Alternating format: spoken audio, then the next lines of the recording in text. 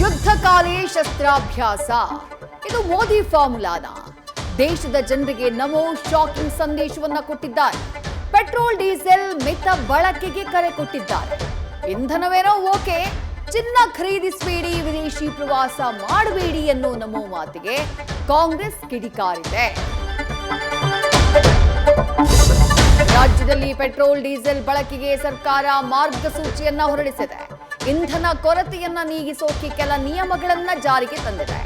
ವಾಹನಗಳಿಗೆ 200 ಲೀಟರ್ಗಿಂತ ಹೆಚ್ಚು ಇಂಧನ ಹಾಕದಂತೆ ನಿರ್ಬಂಧವನ್ನ ವಿಧಿಸಲಾಗಿದೆ. ಕ್ಯಾನ್ ಬಾಟಲ್ಗಳಿಗೆ ಪೆಟ್ರೋಲ್ ಡೀಸೆಲ್ ಹಾಕುವುದನ್ನ ನಿಷೇಧಿಸಿದೆ. ದ್ರಾವಿಡ ನೆಲದಲ್ಲಿ ದಳಪತಿ ಸರ್ಕಾರ ಆಡಳಿತ ಶುರುವಾಗ್ಬಿಟ್ಟಿದೆ. ಸಿಎಂ ಪಟ್ಟ ಅಲಂಕರಿಸಿ ಇವತ್ತು ವಿಧಾನಸಭೆಗೆ ತಲೆಯುವ ಕಾಲಿಟ್ಟಿದ್ದಾರೆ. 233 ಚುನಾಯಿತ ಸದಸ್ಯರು ಪ್ರಮಾಣ ವಚನ ಸ್ವೀಕರಿಸಿದ್ದಾರೆ. ಮಾಜಿ ಸಿಎಂ ಮನೆಗೆ ಹಾಲಿ ಸಿಎಂ ಭೇಟಿಯನ್ನ ಕೊಟ್ಟು ಮಾರ್ಗದರ್ಶನವನ್ನ ಪಡೆದ್ರು. ವಿಜಯ್ಗೆ ಕರೆ ಮಾಡಿ ಸಿದ್ದು ಶುಭ ಕೋರಿದ್ದಾರೆ.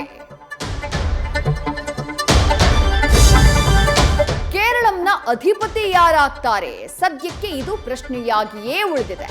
ಇರೋ ಮೂವರಲ್ಲಿ ಯಾರಿಗ್ ಪಟ್ಟ ಅನ್ನೋದನ್ನ ಹೈಕಮಾಂಡ್ ನಿರ್ಧಾರ ಮಾಡಬೇಕಿದೆ. ಇವತ್ತು ರಾತ್ರಿಯ ಒಳಗೆ ದೇವರ ಸ್ವಂತ ನಾಡಿನ ದೊರೆ ಯಾರು ಅನ್ನೋದು ಫೈನಲ್ ಆಗೋ ನಿರೀಕ್ಷೆ ಇದೆ. ಸಿಎಂ ಪಟ್ಟದ ಆಕಾಂಕ್ಷಿ ಚನ್ನಿತಾಲ ಹೈ ಮೇಲೆ ಭಾರ ಹಾಕಿದ್ದಾರೆ. ಜಿಬಿಎ ಚುನಾವಣೆ ಮುಂದೂಡಿಕೆಗೆ ಕಾಂಗ್ರೆಸ್ ಸರ್ಕಾರ ಸರ್ಕಸ್ ಮಾಡ್ತಾ ಇದೆ. ಸೆಪ್ಟೆಂಬರ್ ವರೆಗೂ ಎಲೆಕ್ಷನ್ ಮುಂದೂಡಿ ಅಂತ ಸುಪ್ರೀಂ ಕೋರ್ಟ್ ಮೊರೆ ಹೋಗಿದೆ. ಚುನಾವಣೆ ಚರ್ಚೆ ಮಧ್ಯೆ ಮೇ 13ರಂದು ಬೆಂಗಳೂರು ಜನರಿಗೆ ದೊಡ್ಡ ಗ್ಯಾರಂಟಿ ಕೊಡ್ತೀನಿ ಅಂತ ಡಿಕೆಶಿ ಸಸ್ಪೆನ್ಸ್ ಮಾತನಾಡಿದ್ದಾರೆ. ನ್ಯೂಸ್ ಫಸ್ಟ್ ನಿರ್ಭೀತಿಯಿಂದ ನಿಮ್ಮ ಪರವಾಗಿ.